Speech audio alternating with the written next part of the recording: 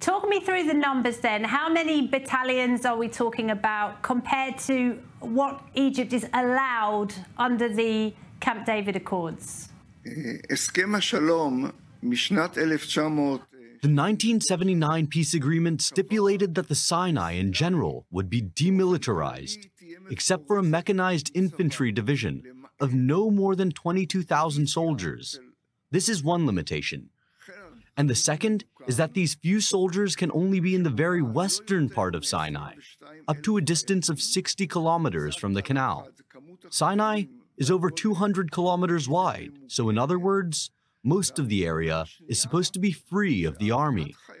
And since the signing of the 1979 agreement, Egypt has been constantly working to erode these understandings, and time again, taking some small actions that undermine the agreement. But since 2014, their behavior has been unrestrained, and they are building the infrastructure so they can start a war if they choose to do so. במצרים, מיום חתימת ההסכם, מאז 1979, Some say this is just Egypt putting on a show for its own people, to show the people that the regime is strong and to deter any potential uprising like we saw in 2011, or simply to deal with other security threats Egypt faces, for example, ISIS, Ethiopia, Libyan groups. What do you say to that? אני עוקב אחרי תשתיות בזה שצבא... I follow infrastructure, and it is clear that for an army to be able to go to war, it needs to prepare means, such as ammunition, fuel, airports, etc. And here is the wonder of it all. In the face of the Ethiopian threat in the last 20 years, no infrastructure has been added to Egypt's southern border, from where an attack is supposed to come from. Nothing has been built. The same thing on the Libyan border. It is true that there was sword rattling and talk, but in reality nothing happened. On the other hand, during the period from 2014, 180 million liters of fuel were stored underground in Sinai, which is fuel for military hardware. During this period, Egypt doubled, almost tripled the amount of ammunition in Sinai. And the message is that although this is not a violation of the treaty, it indicates Egypt's intentions. מתחת לאדמה, שזה דלק צבאי. The way things are right now, could Egypt invade Israel? אני חושב שזה יהיה התרחיש האחרון שמצרים... I think this will be the last option for Egypt, because wars are not something that is preferable to any side. But if they had no choice, it has the ability to do so. That's the difference. It is building capabilities that will allow it to do this.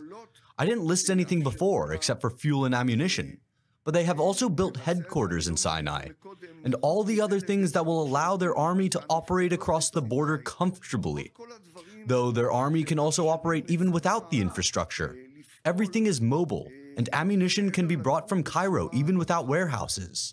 The very fact that they increased the number of bridges 1,000% from 6 to 60, the ammunition, the fuel, the headquarters, the construction of a highway from the Suez Canal directly to the Israeli border, and other signs show a high level of readiness to do this. Will they do it? I don't know. When will they do it? I don't know. But today is the best time for them to do it. מתעלת ישירות לגבול ישראל. Could you take a moment to explain Egypt's relationship with Hamas? What is the best outcome for Cairo today? To see Hamas destroyed, or are they happy for Hamas to continue to be a thorn in Israel's side? היחסים של מצרים עם החמאס... Egypt's relations with Hamas are complex, like many relationships between people or even between families and nations. On one hand, Hamas is the Muslim Brotherhood, which was widely rejected by Sisi. Sisi removed his predecessor, who was fairly elected in a democratic election. He removed Morsi from office because he was a Muslim Brotherhood member. So they don't particularly like the Muslim Brotherhood and Hamas.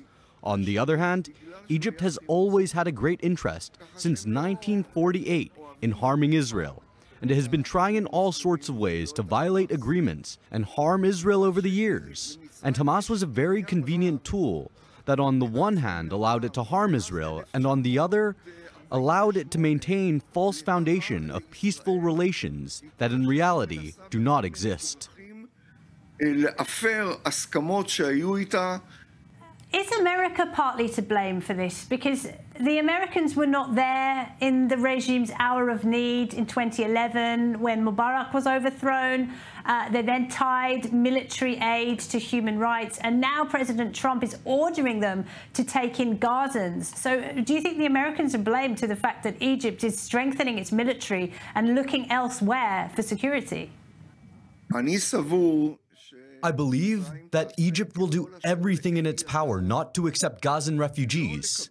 I don't know if they will eventually surrender to Trump, but I know two things that Egypt has worked on, especially in recent years, and especially in the last 3 years, that is, since 2021.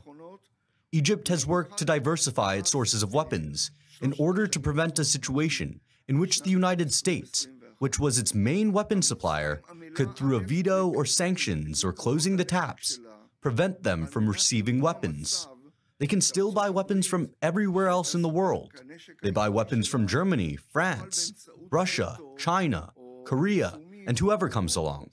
And this is deliberately intended to reduce their dependence on weapon supplies from the US, even if it makes their supply chain logistically complicated. The second thing is, and the main thing is that they are willing to build huge warehouses built in the last decades of over 2.3 million square meters, warehouses for military equipment, tanks, artillery pieces, and also food, etc. I know clearly that these warehouses contain tanks, tractors, artillery pieces, and other military equipment. All of this, according to Egyptian planning, will allow it to fight even if pressure is applied by some superpower, especially the US. Will it withstand all the pressure that the US will apply to it? It depends. First, on the extent of the pressure that the US will apply. Reducing military aid by $1 billion is small for Egypt. But the US, of course, has many levers of pressure, and Egypt will consider carefully and in depth whether it can withstand them. And therefore, I cannot say with certainty whether Egypt will surrender or not.